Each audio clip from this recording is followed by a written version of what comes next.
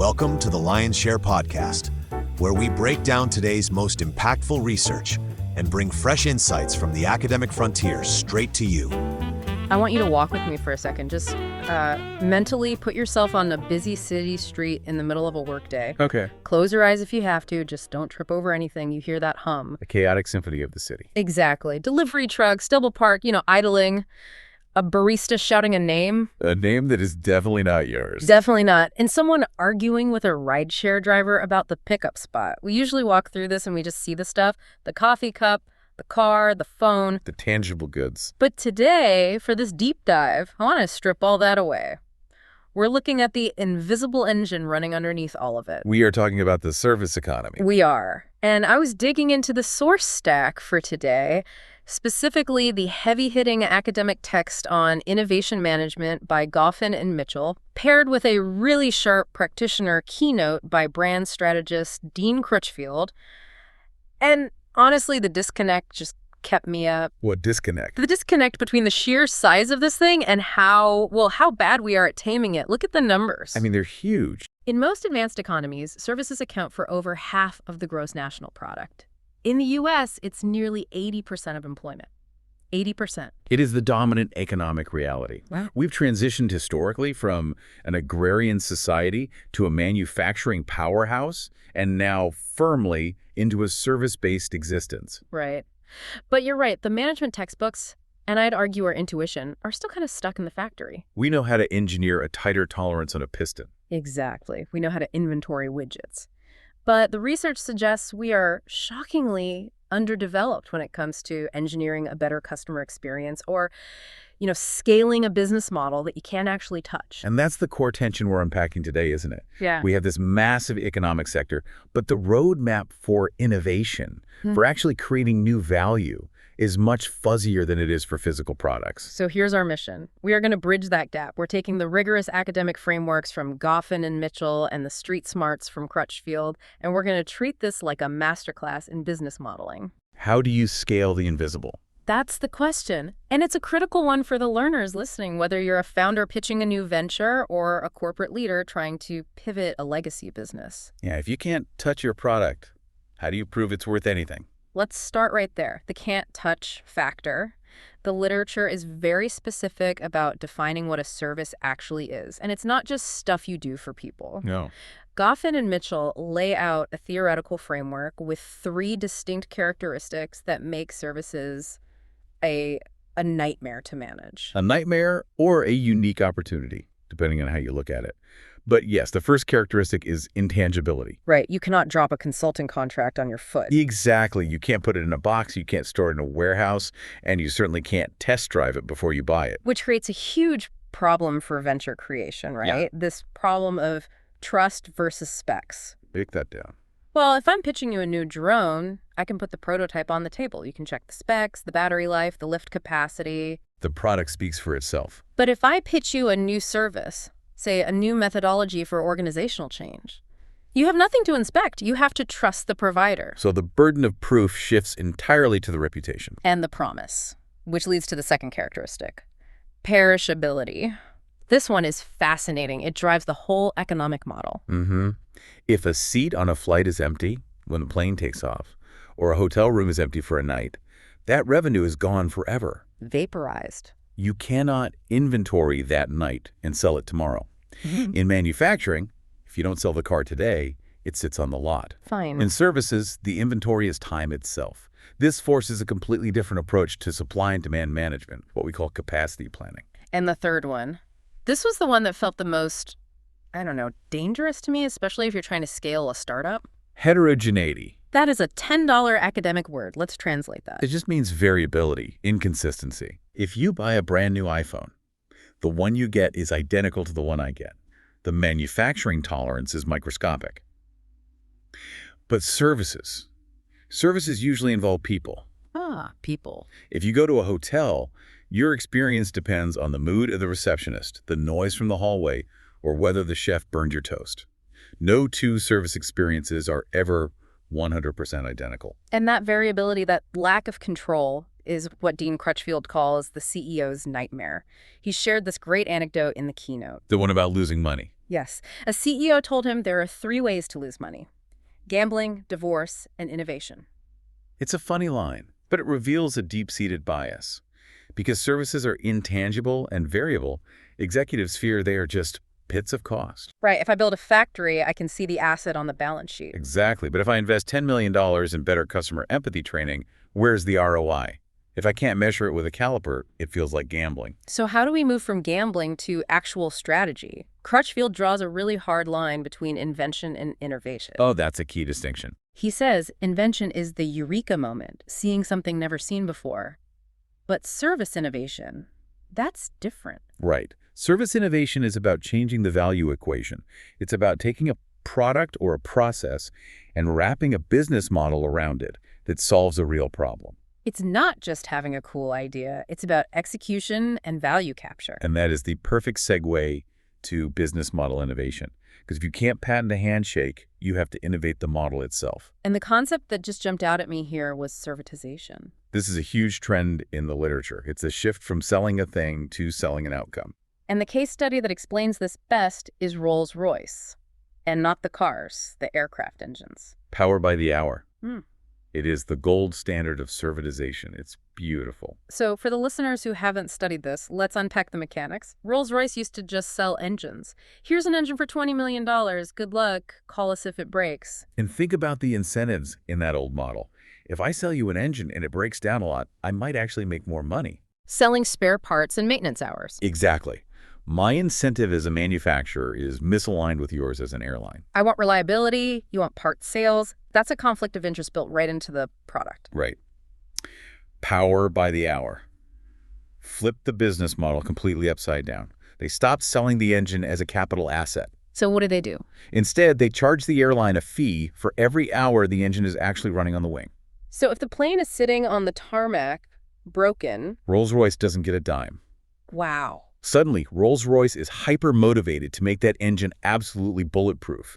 They use sensors, data analytics, real-time monitoring all to ensure uptime. So the innovation wasn't the engine itself. It wasn't even the sensor. The sensors. No, the innovation was the risk transfer. The risk transfer. That is the key managerial takeaway. They took the risk of failure off the customer's plate and put it on their own. And if you can design a business model that aligns your success completely with your customer's success, you build a moat that is very, very hard to cross. But that requires deep pockets, right? I mean, you need the cash flow to sustain that. Let's talk about the other side of the coin. Opportunity recognition for startups. Crutchfield talks about identifying non-consumers. Right. This connects to the theory of market creation. The best opportunities often aren't stealing customers from competitors. They are finding people who aren't buying anything because the existing solutions are too expensive or too complex. He used Square as the example. Square's textbook. You had these small market traders, farmers selling vegetables, artists selling crafts. They were non-consumers of merchant services. The big banks wouldn't touch them. The fees were too high, the hardware was clunky, so they were strictly cash only, which meant they were losing sales every time someone walked by with only a card. Right. Square didn't just build a card reader. That's just the hardware. No, they innovated the service process. Yeah. They removed the friction of signing up. No credit checks, no massive contracts, just flat fees. They didn't steal market share from the big banks. They created a brand new market where one didn't exist. Crutchfield calls this making a market. And it emphasizes that these aren't just apps. We tend to dismiss them as tech plays. But Uber, Square, Airbnb. They are service innovations that change the fundamental architecture of the transaction. They reduce transaction costs and remove friction. That's the essence of it. Okay, so we've got the business model stuff, but I want to pivot back to that heterogeneity problem, the people factor. Right. Because unless you're fully automated, you still have humans delivering the service. So how do you scale good service without turning your employees into robots? This is the tension between standardization and empowerment. And Crutchfield points to Starbucks. The latte method. It's an acronym which usually makes my eyes glaze over, but this one is actually a brilliant piece of process innovation. Okay, break it down for us. Listen, acknowledge, take action, thank, and explain. It's a protocol for what to do when things go wrong. When the customer is angry because their drink is cold or the order is wrong. Exactly. It sounds simple, almost scripted. It does. It is scripted. And they are effectively industrializing empathy. Industrializing empathy. That sounds like a complete oxymoron. It does, but think about the scale. Starbucks has millions of interactions a day. They cannot rely on every single barista having the natural emotional intelligence to de-escalate a conflict. So they created a cognitive scaffold. A checklist for feelings. This directly addresses the heterogeneity problem. It ensures that the perceived service quality, or PSQ, remains consistent. That term, perceived service quality, is so central to the Goffin and Mitchell text. It's this idea that the reality of the service doesn't matter nearly as much as the customer's interpretation of it. Exactly. This is often visualized as the gap model. There's a gap between what the company thinks it delivered and what the customer perceived. You can have the best logistics, the hottest coffee, the fastest Wi-Fi, but if the barista rolls their eyes at you, The perceived quality drops to zero. The latte method is a tool to close that gap. it's interesting because it treats soft skills as an engineering problem. You can debug a conversation just like you debug code. You have to. In a service venture, your people are your product. If the product has a bad day, you lose revenue. Now, speaking of using revenue, we have to talk about the dark side of this. Crutchfield brought up some examples that really highlight the tension between creating value for the user and destroying value for the industry. You're thinking of AdTrap. AdTrap, the little hardware device you plug into your router, and poof it, strips all the ads from your internet traffic.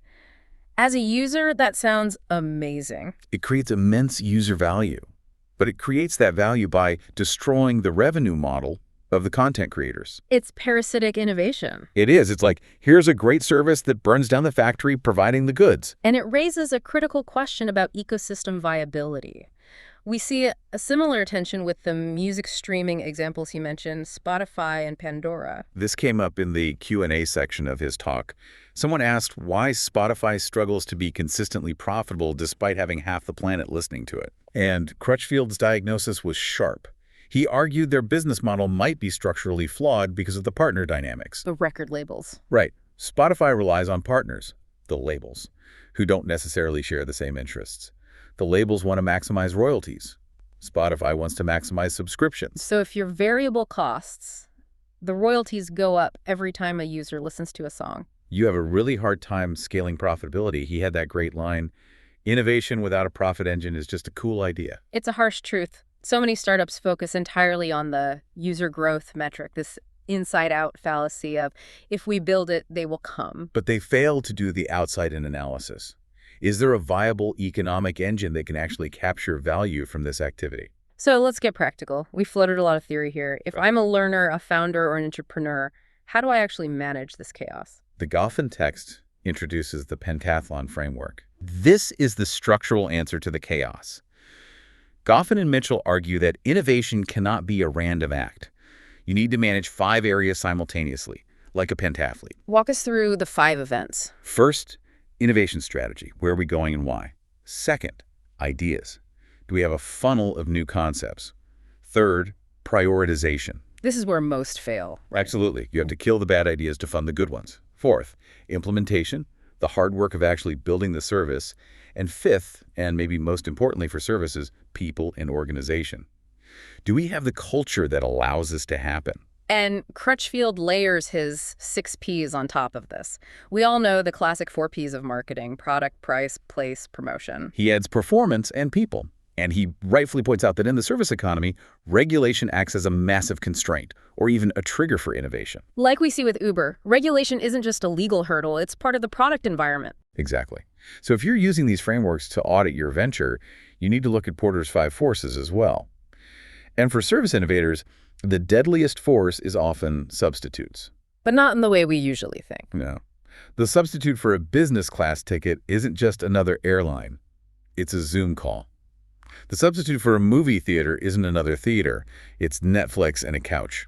So the competition is often not doing it or doing it yourself. That reframing is powerful. It forces you to ask, what is the job the customer is actually trying to get done? I want to touch on fail fast before we wrap up. Crutchfield calls it the essential language of innovation. But I feel like that term gets abused. It does. People use it as an excuse to be reckless. Fail fast doesn't mean crash the company. It means hypothesis testing. Right. Because services are intangible, you can't always prototype them in a lab. You have to prototype them in the wild. You have to see how the humans react. You have to. Crutchfield mentioned entrepreneurial law allows for 4 vision statements. It's a heuristic, but the point is valid. You will not get the service blueprint right on day one. You need to iterate based on real-world feedback. You need to be wrong 4 times to be right the 5th time. So let's synthesize this. We've covered a lot of ground. If you are a founder listening to this, what is the one big takeaway? For the founder, the takeaway is that an idea without form, function, and strategy is just a hallucination. You have to articulate the business model. How does this make money? And you need to master the pitch of trust because investors can't see your product. And for the corporate leader, the entrepreneur trying to change a big ship, Don't silo innovation. Service innovation hits HR, IT, finance. If you leave it just to the R&D department, it will die. You need that pentathlon view to coordinate across the silos. and finally for the marketer. The funnel is dead. The linear path of awareness, interest, desire, action doesn't apply to services. It's a loop. And the most critical metric is word of mouth. 70% more powerful than ads, according to the source. Yes. In services, your customers are your marketing department. If the service is great, they recruit for you. If the barista is rude, they destroy you. Which brings us full circle to the future. We talked about services being 80% of the economy. We talked about automation, sensors, AI. Yeah. So here is the provocation to leave you with. If we keep servitizing everything, automating the checkouts, using AI chatbots, optimizing the power by the hour, are we innovating the humanity out of the service economy? It is the ultimate question. Mhm. If efficiency is the only goal, then yes, we remove the human. But remember that heterogeneity issue we started with. The variability. We used to see human variability as a bug. Mm. But in a world of perfect algorithmic efficiency, authentic human connection might become the ultimate feature. Premium product. Exactly. You might pay $5 for the AI service, but you'll pay $50 for the human service. The future of service innovation might not just be about technology. It might be about explicitly designing where the human touch creates value and where it's just friction. So are you building a robot or are you building a better way for humans to connect? That's the design challenge. That is the challenge. We'd love to hear how you're tackling that in your own ventures. Are you seeing the power by the hour model in your industry? Are you fighting the gambling, divorce, innovation battle with your board? It's always a battle worth fighting. Thanks for walking through this with us. Goodbye. See you on the next deep dive. Thanks for tuning into the Lion's Share podcast. If you enjoyed today's discussion, share it with a friend and join us next time for more ideas worth talking about. We'll see you next time.